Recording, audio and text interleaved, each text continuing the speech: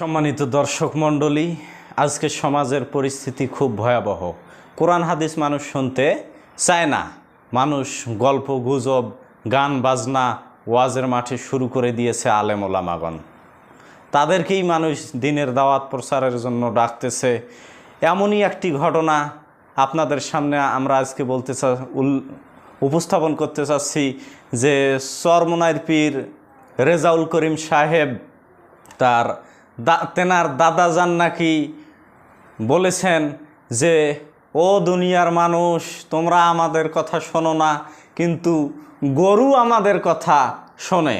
একদা দাদাজান চরমনাইর পীর সাহেব রেজাউল করিমের দাদাজান গরুকে ডেকে বললেন।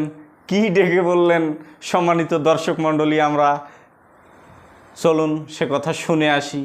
দাদা চরমনাই সাহেবের দাদা কি বললেন। আমার দাদাজান রহমাতুল্লাহ আলাইহি একদিন বয়ান করতে করতে হঠাৎ বইলা ফেললো, ওরে দুনিয়ার মানুষ, তোমরা আমাদের কথা শুনলা না, কিন্তু গরুকে যদি বলি গরু আমাদের কথা শুনবে। পাঁচান দূরে একটা গরু বান্ধা, দাদাজান রহমাতুল্লাহ হাত উপরে দিকে উঠাইয়া ডাক দিয়া বলে, গরু এদিকে আও। ডাকের সঙ্গে সঙ্গে গরু তার রশি ছিঁড়া দৌড় দিয়ে আসে দাদাজানের সামনে এসে। তখন দাদাজান বলেন,